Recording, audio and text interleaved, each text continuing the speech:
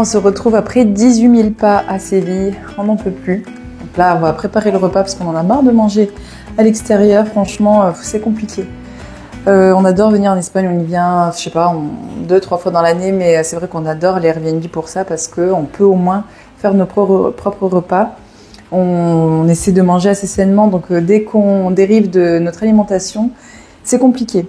Donc je vous retrouve dans le Airbnb qu'on a pris, donc en plein centre de Séville, et en plus pendant la période de procession. On savait pas du tout, on se disait mais putain c'est un peu cher Séville, je comprends pas, 200 € la nuit, c'est compliqué. Et en fait on savait pas du tout, c'est vraiment la période, c'est la semaine sainte, donc avant Pâques. Et il y a énormément de monde, c'est un peu comme la fête des Lumières à Lyon, mais ça se passe sur une semaine. Et bon après c'est complètement différent, c'est-à-dire que l'ambiance est différente. Mais c'est un peu ça, quoi. C'est pour ça que c'est aussi cher. Et en fait, on est tombé sur un Airbnb qui est en plein centre, qui est vraiment pas mal. Mais dedans, ça n'a rien à voir avec ce qu'on avait pris. Notamment les photos, elles n'ont rien à voir. Il y a pas mal de choses vraiment. Enfin, je vous montrerai des photos, je pense. Je vais vous intégrer des photos de ce qu'on a pris et des photos du coup de ce qu'on a eu. Et ça n'a rien à voir. Franchement, des fois, d'habitude, on n'est pas trop chiant. Mais là, pour 200 € la nuit, on a fait une réclamation tout simplement. En plus, la personne qui nous a accueillis était super sympa. Bon, c'était une conciergerie, hein, comme nous. Mais vraiment, par rapport au prix, la qualité n'est pas là. La cuvette des chiottes est cassée. L'eau chaude tarde à venir. Enfin, voilà, au moins, franchement, il faut attendre, je sais pas, 10 minutes au moins pour que l'eau chaude arrive, et plein d'autres choses, voilà, des lampes où il n'y a pas du tout d'ampoule, je sais même pas quoi vous dire d'autre, pas mal de choses qui manquent aussi. Donc voilà, ça, nous en même temps ça nous sert un peu de leçon parce que au moins on dort, parce que c'est vrai qu'on n'a jamais dormi dans nos appartements, mais là à chaque fois on se dit bon c'est quand même pas mal ce qu'on propose, et malgré tout franchement on est très peu cher, voilà, après, je dis pas qu'on est à Séville, ni à Lyon, ni dans une grande ville, mais quand même.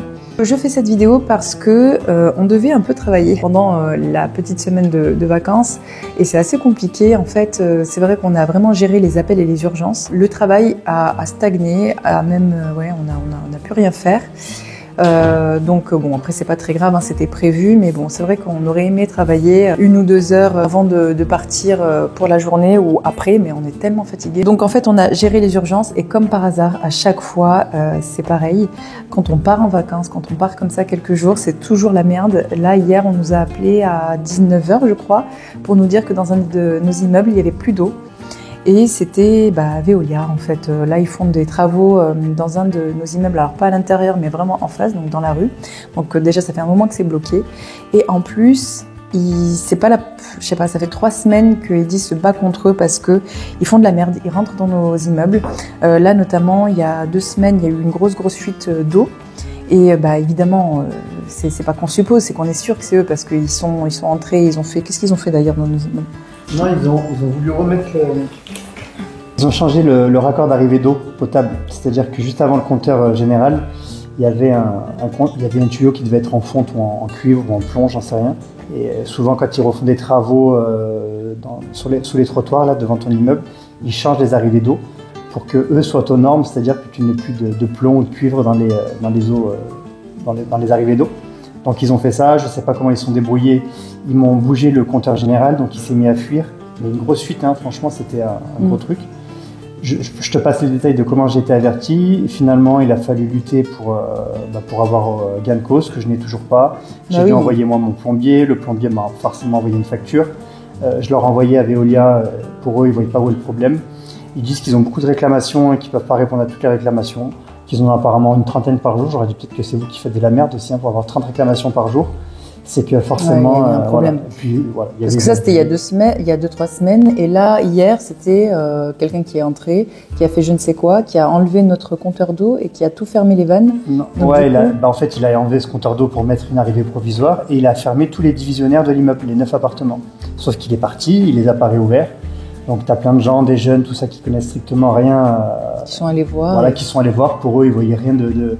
Alors que tout était fermé. Ils voyaient rien, mais en fait tous les compteurs étaient fermés. Toutes les vannes d'arrivée étaient fermées sur les divisionnaires. Donc tout simplement, il suffisait de les rouvrir. Sauf que moi, j'étais pas là, j'ai pas demandé, ça m'a fait une nouvelle leçon, j'ai pas pu demander les photos. Et finalement, j'avais mandaté Veolia de venir en urgence et il s'est avéré qu'un voyageur assez expérimenté a vu que c'était fermé, il a tout réouvert et c'était réglé. Donc, voilà. En tout cas, ça nous a pris pareil, une heure. Ouais. Là aujourd'hui, c'était quoi? Quelqu'un qui a perdu ses clés. Pareil, il les a oubliées sur chantier, il était à plus d'1 heure de route. Il m'a demandé des clés de secours si on dormait dehors. Donc j'ai failli lui donner, mais que j'aime pas faire ça parce que la plupart du temps ils te disent oui, ils sont reconnaissants, tu leur donnes les clés, puis tu les revois jamais les clés, ou alors ils s'en foutent. Voilà, ils payent pas les doubles, ils te les remettent, ils mettent les clés d'urgence dans les boîtes à clés, ils te repayent pas la clé que tu as perdue, quoi. Donc tu te retrouves encore avec un emmerdement qui va te prendre 1 heure de son temps. Voilà, donc c'est tout le temps quand on n'est jamais là. Tout le temps. Donc en fait, on gère pendant les vacances.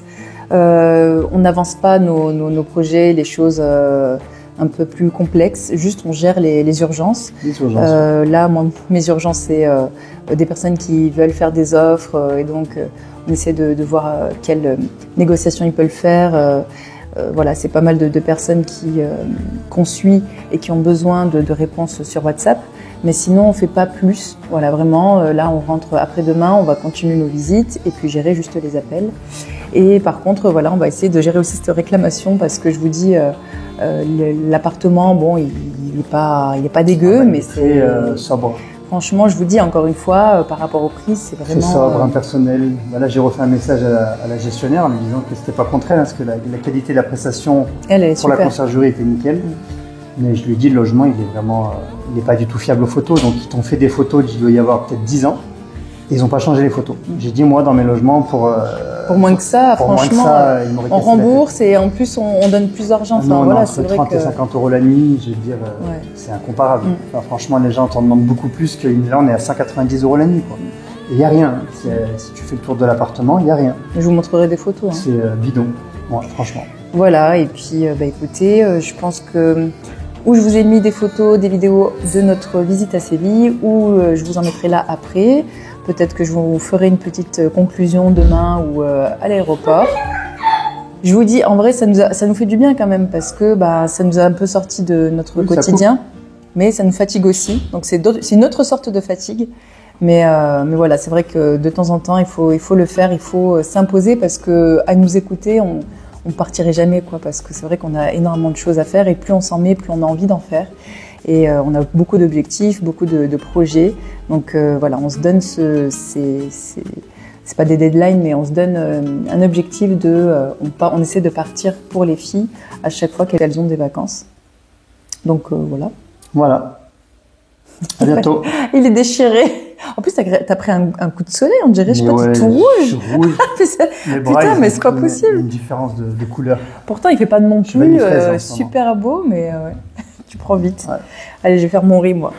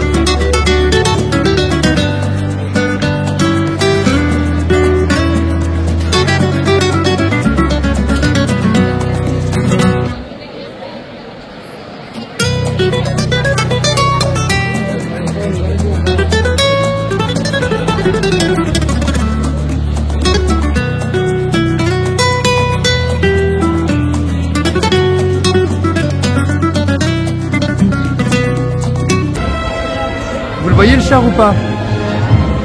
C'est ça qui porte sur les épaules, hein.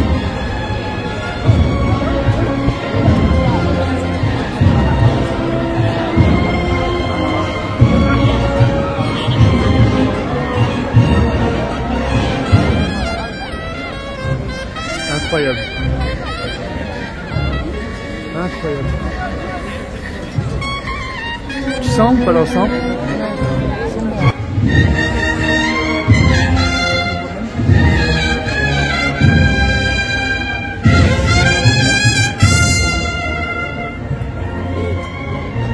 Comment ça va derrière lui?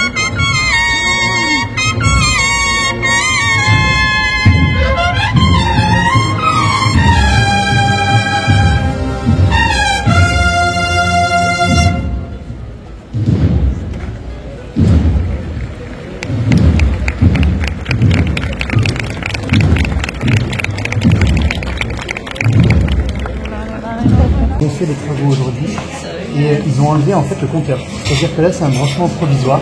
Je peux même pas vous dire si la vanne, c'est pas à moi ça, hein. Je peux dire que c'est au réseau de Veolia. Ici vous tournez la vanne en position, tout simplement c'est caractérisé. Vous vous demandez si vous avez quelqu'un dans le logement, vous vous écoutez, demandez-lui si vous avez plus d'eau dans l'organisation. Tenemos que evitar semáforos.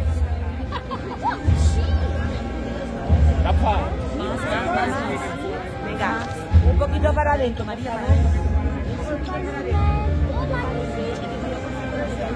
Oulala, oulala, oulala.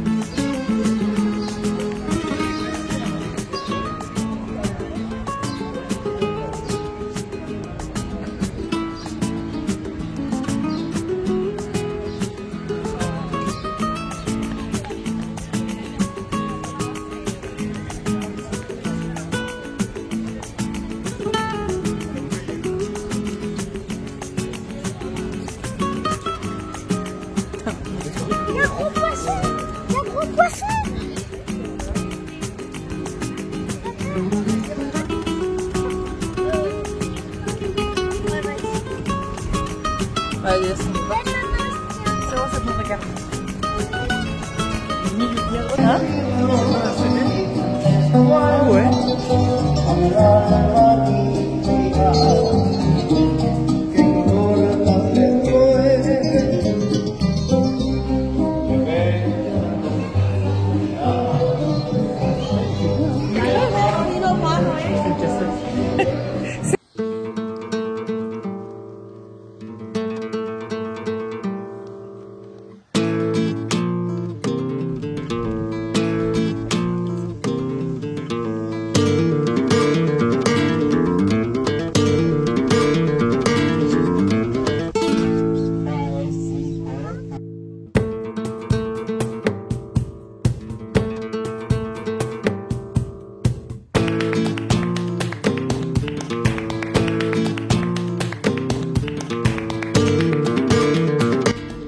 Il est 7h30, on est dans les rues de Séville.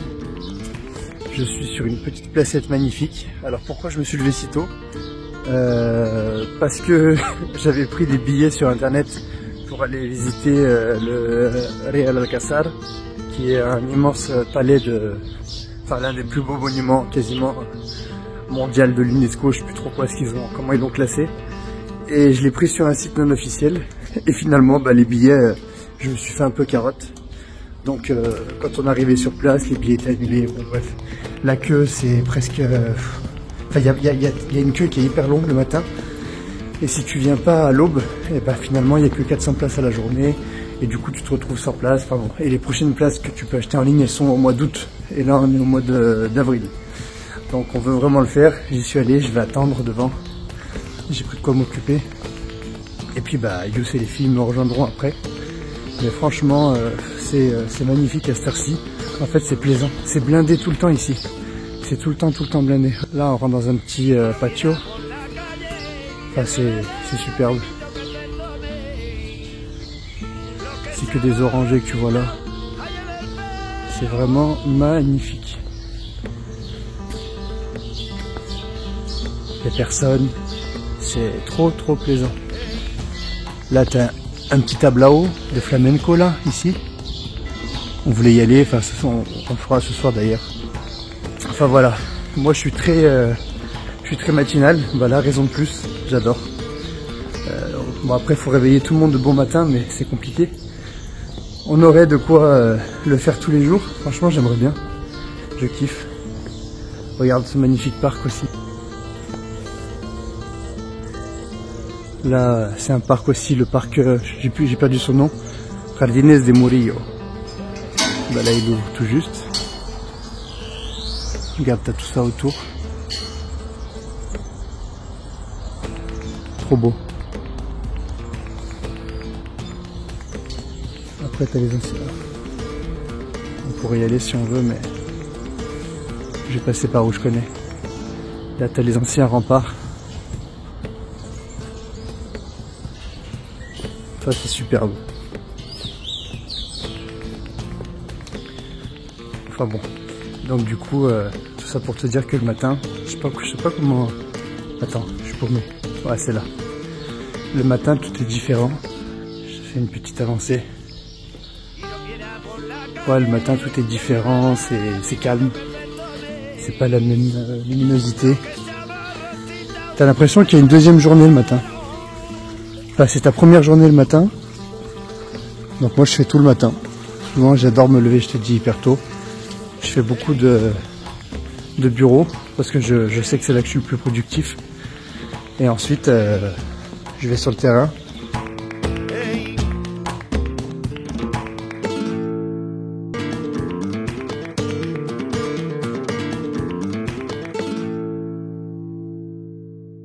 Voilà, il y a déjà la queue. 7h30. Regarde-moi ça. J'ai 2 heures d'attente devant moi.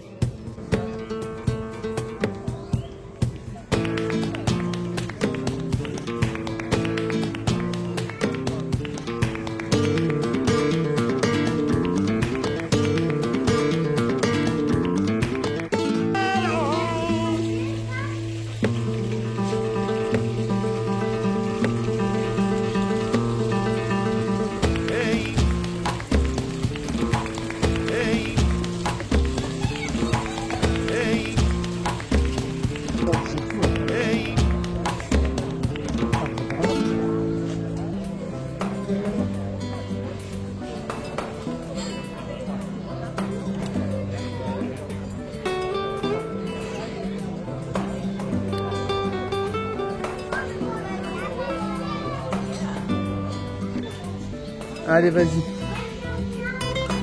Trop beau.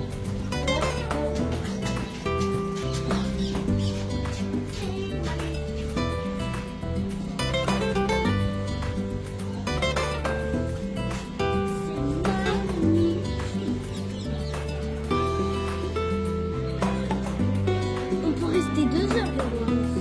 Il y a une musique.